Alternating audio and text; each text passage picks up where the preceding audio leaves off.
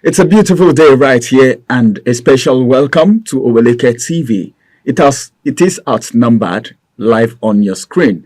My name is Ramsey Enoch, and I have Rachel Abioye right here. Good morning, Rachel. Good morning, Ramsey. And I also have Michael Edikan right here. Good morning, Ramson. Good morning, Rachel. Good morning, Michael. The both of you are looking fantastic. It's good to have you on the show this morning. Let's quickly take you through the headlines that we have for the day. The first paper that we want to look at is the Guardian newspaper. And from the Guardian newspaper here we have one of the big stories saying population outgrows economy amid rising dependence misery. All right. According to dependence and misery, that is coming from the papers this morning. And we also have another headline here, which has to do with the president. It says Tinubu sacks head of aviation agency. Federal Executive Council approves the 6.32 billion naira contract. That is the contract that has been approved so far. I still have another headlines from that paper, which says Fubara bears funds. Demolish Assembly Complex presents 2024 budget to 4 lawmakers. That is strange, right? Okay.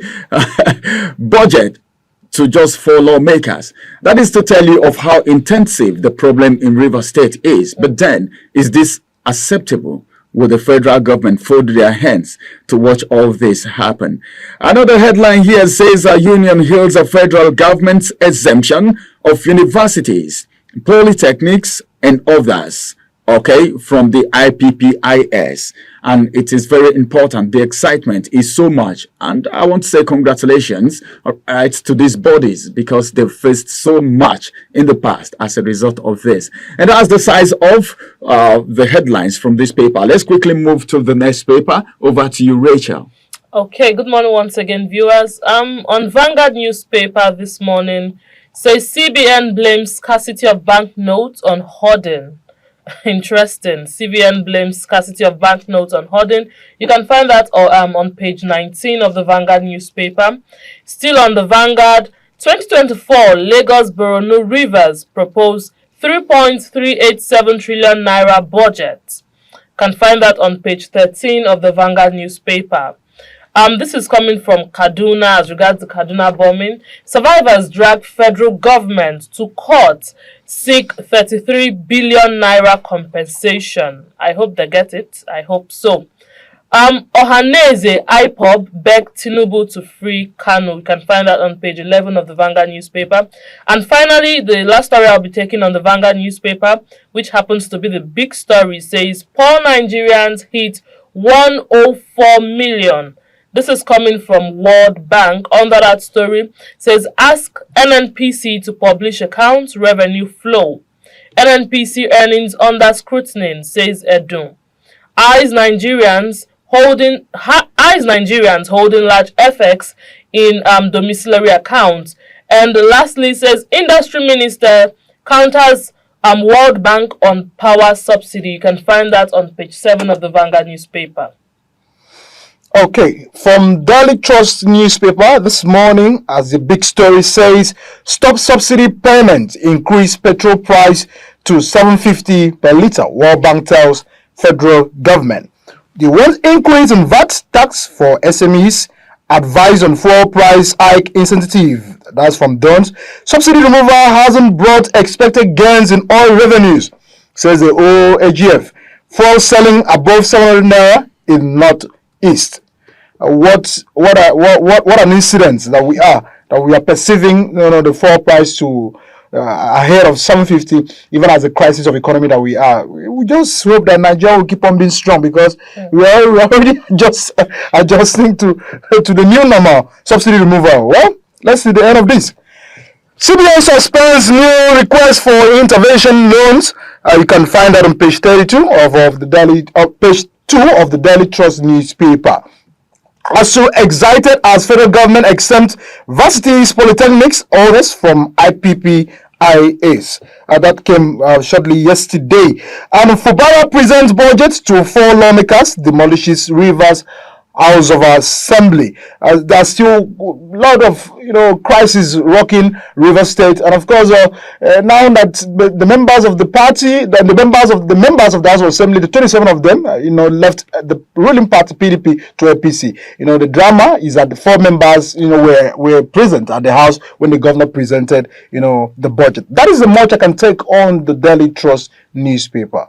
All right, thank you very much, Michael, for that paper, for those headlines. Well, the quarrel, the problem, the kata, let me put it that way, in River State is so intensive. We are going to the Punch newspaper right now, and from the Punch newspaper, we have this headline still talking about River State. Rivers demolishes assembly. Pro-Fubara speakers declare defector seat vacant. That is what we have. 27 speakers defected, and their seats have been declared vacant. I don't know what's happening in River State. Then we can't keep talking about this. And the federal government, the way they intervene in the issues that has been happening in other states. They intervened the first time Fubara and Wike had issue. I think it is another time to wade into this matter once again. Away from there are some riders to that very particular story, which says government justifies assembly demolition, says complex, not suitable for legislative business. If it is not suitable for legislative business, what about other businesses in the state? Because this complex was actually being built with the taxpayers' money. You don't force people to pay taxes, and at the end of the day, the poor masses get to face all this brunt, because the next thing that you will hear is that they want to build a new complex. And where would the money come from? That's the big question. Then another rider to that story says PDP directs legal advisors to sue defectors. Governor Fubara afraid of his shadow, says APC. Those are the kind of things you hear from oppositions. And then finally, from the Punch newspaper this morning, before we wrap up the headlines, NNPCL not transparent on subsidy, dollar revenues, according to the World Bank. That's it from like the first paper that was taken by Rachel. You heard her talking about that. There is no sincerity here. Nobody even know what is happening. No wonder sometimes some presidents want to be NNPC chairman and all of that, and they are in charge and all of that. I don't know what's happening from the NNPCL. The subsidy remover, where is the revenue going to?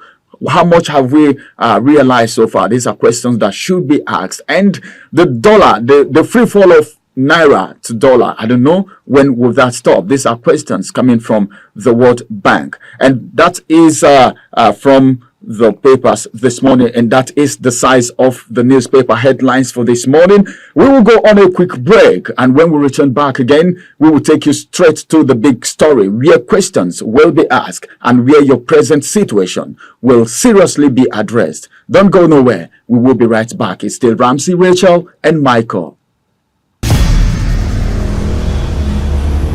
Follow us on our social media handles at Oweleketv. Visit our website at www.oweleket.tv for a thrilling journey. Oweleketv, rising star at the fairground.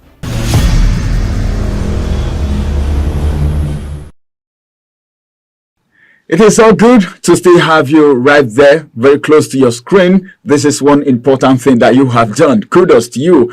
Like we promised, it is still outnumbered, and we say we're going to bring you the big story. The big story is here, and it's really big. Let's talk about it. Rachel already mentioned it a little bit. Now we want to throw a little light on it, a little analysis, and bring our opinions to bear. As a matter of fact, from the Vanguard newspaper, she's still going to talk about it, and probably still give us the riders to that story so that we can have insight to this very big story once again. The big story states, poor Nigerians hit 104 million. Can you see that statistics? According to World Bank. Then when you hear things like this, the first thing that should come to your mind is, where are we? What is the state of the economy of the nation? Is everybody just being quiet about this? For how long will the rich want to get richer? suppressing the poor to get poorer. Some of these things can only happen in a climate like Nigeria. Imagine that statistics. 104 million Nigerians poor. I think the government should be shy. They should be ashamed. It is beyond just traveling, going on trips. It is beyond going to show yourself, going to speak, going to talk in meetings without putting in place what you are supposed to put in place back at home. For how long will this situation continue? Nigerians are bleeding. Nigerians are bleeding. People can barely eat. This is just a statistic. We don't know who carried out this research. It could be more. That's the truth. It could be more. But then, how on earth would somebody be so comfortable when you see your brother crying, lamenting, languishing in pain, especially when it has to do with poverty, and whatever that has to do with food, what to eat, is something that should be given attention. Any sensitive government shouldn't be comfortable when the people are not having their 3 square meals. Now some people eat in the morning and they don't get to eat again until the next day. Some other persons eat at noon and they don't get to eat again. People struggle to even get 2 square meals, while some persons are budgeting a huge amount of money for their animals. trips abroad and for animals. No wonder some persons are clamoring that they even wish to become animals in Nigeria here. But except if they will be at the presidential they're villa. feeding more than the normal human beings. So why would they? Why would they? But everyone who is wishing they become animals, probably in Nigeria, are wishing even if they become animals, they should be at the presidential villa so that their budget can be Not done. just at the presidential villa. I think the correctional center, because even the correctional center said that the dogs that they are feeding, it's about 800 now. I saw that story. The dog, they for people, for the normal, those Inmates. the inmates is 700 now. So the dog now feed more than Rachel, can you see that? even at the correctional center. At the correctional So center. tell me, why won't people, why wouldn't they want to become animals? Someone was saying the other day that you're hungry. Do you know that people are the inmates are eating food? So you that is actually having freedom. You are hungry. Please go to the prison. The inmates are having 3 square meals. Well, we are not encouraging crime. We don't want you to go there. Don't go there. There are other things to it, right? But then, this is an insensitive government, if you ask me. This is so insensitive. They are quiet about it. They are not saying anything. They are quiet about it. They are quiet about it. Tell me, why won't crime increase? Rachel, don't you think this poverty rate may have contributed at least some quarter? I don't want to give a percentage. I don't want to give a ratio right now. But don't you think this may have contributed to the rate of crime that we have in the society right now? Because a hungry man is an angry man. And when a man is angry, he goes extra miles to do crimes just to satisfy that immediate need. And you know the needs of human beings, how it is, especially when it has to do with food, what to eat. What would you have to say about that? Talking about crime, it's just normal. It's a definite thing that when there's poverty in the land, the rate of crime will increase. It's just a normal thing. It's just that I'll keep saying this. Don't go into crime, because when you go into crime because you're hungry or because you need money, it is this same government that have pushed you into it that will still pick you up and I'll put you in. Yes, of course. So don't even go into crime. It's not an option. But World Bank coming out to say we have 104 million Nigerians, who are going to go into poverty and all sorts. I think I want to blame the World Bank, to some extent, because I was going through the Plunge newspaper, and while I was reading through, I saw a part where the World Bank said they are commending the Nigerian government for good reforms. And I'm asking, good reforms put in place so that they can, take people out of poverty. And I'm asking, What's good reforms? What are these things that the government have But put in then, place? how can World Bank be right there? We are here. They are telling us about reforms that we don't see. So you see, it's not just even the Nigerian government now. We have even international bodies, everyone, Nigerians are just in a mess. Let me just put it that way. And now we're talking about poverty. Why are people going into poverty? What is the reason? Do you know, even as it stands, the rich or wealthy men or people, even in Nigeria, are now becoming average now. And then now imagine an average man now becoming poor. Now a normal poor person in Nigeria is now becoming the poor of the poorest of the poorest. Or what word do I use now? That's how Abject poverty. Abject poverty. Oh my God. And that is why these politicians, they keep looking for ways to keep taking this money because they don't want to become average or whatever. Why are people really going into poverty? It's just few reasons, and the major reason is corruption. Corruption in every part, in fact, it starts from the family. It's now in the family, because we're talking about people going into crime.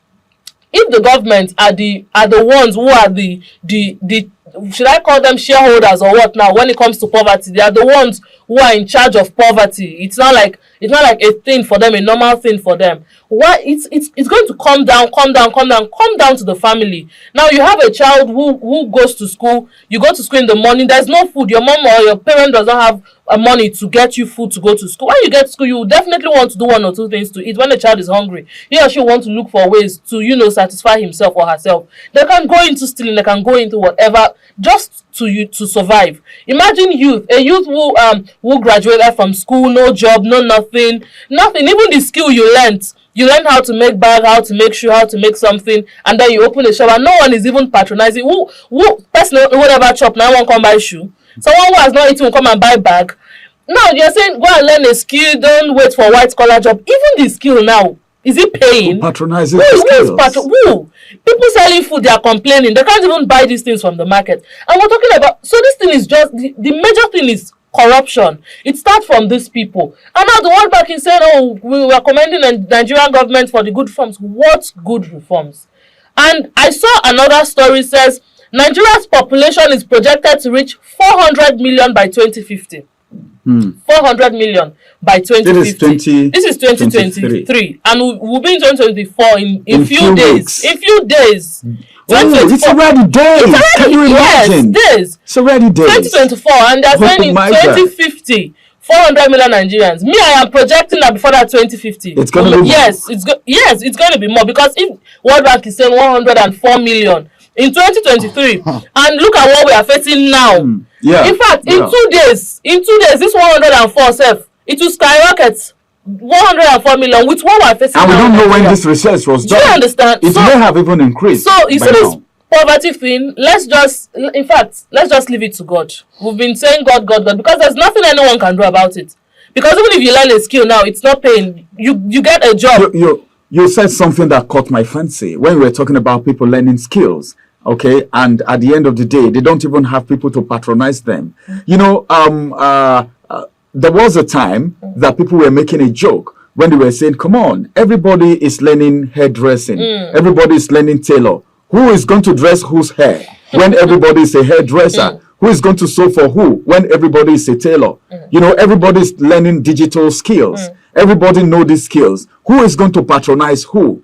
And that's it. Then you said something again that caught my fancy. When you said you talked about children going to school and doing everything because they couldn't get food from home, so they could be fed in school.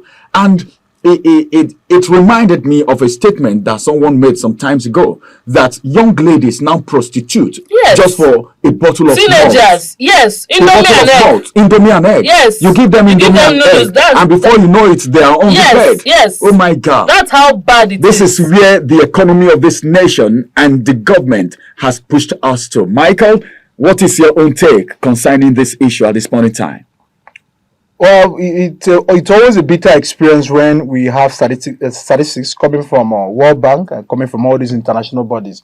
These are the people that when they send them to come and observe our elections, they come and do the jamboree and all of that, and then they go back to their country. Yes. They're part of those contributing to where we are today. But the UN came in with a statistic, and the federal government people were protesting. It's been influenced. How does it help us? United Nations has it as a mandate to preserve, to protect the vulnerable countries like Nigeria. But UN said the observer said the election was not free and fair. What are the steps? What are the actions taken? What are the actions taken? I think the federal government is supposed to take a step next to the UN. World Bank should bury their face in shame. World Bank should bury their face in shame. They have to assist economy, growing economy or developing economy. What have they done to Nigeria? They keep on borrowing to subject us to be paying back loans. That's what they're interested in. They're interested in giving you loans. Because they believe. And we're still on debt crisis. They want profit. They want profit. So World Bank is just politicizing.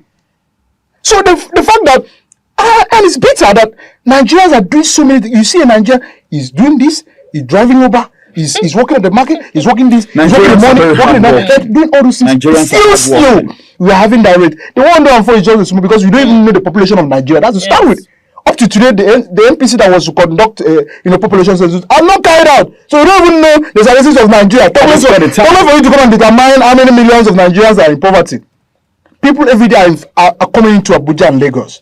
That's why you are seeing the issue of rising, insecurity and all of that. I guess we're saying that. A common man is posted to Abuja. Once he comes to Abuja, the person doesn't want to go back again because he feels okay.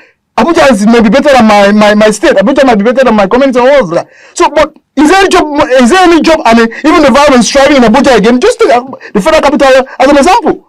So the point is, Nigerians have faced a lot. We face a lot, and it seems the government are just still playing with us because the policies, are not even friendly. Just give what Nigerians are asking of is just a conducive environment for whatever they are doing to strive. Make the economy work. That's so that if somebody is hustling, he can see this, the reward of hustling. That's why many people are going to crime. Because those that are hustling no get evidence. And people when they go into crime, they get evidence. Evidence is the end of argument. You remember that. Okay, I'll keep saying that. Evidence anytime, any day is the end of argument. By the time people begin to see evidences from the other side, they don't mind what it costs. They just get into it because they need results. But then, this is the big question. NNPCL needs to be probed. How much have we realized from the subsidy removal so far? How many trillion? We have refused to be cajoled. We have refused to be looked down on as Nigerians. We have our rights. We have constitutions.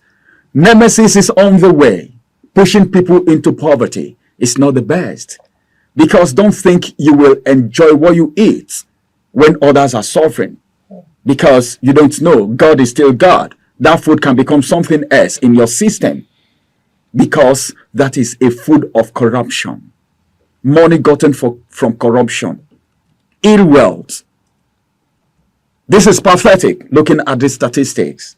Well, we don't have much to say. This is not a topic we can exhaust in just one day. But then, on a final note before we call it a wrap, Rachel, in just 1 second, what would you have to say conclusively?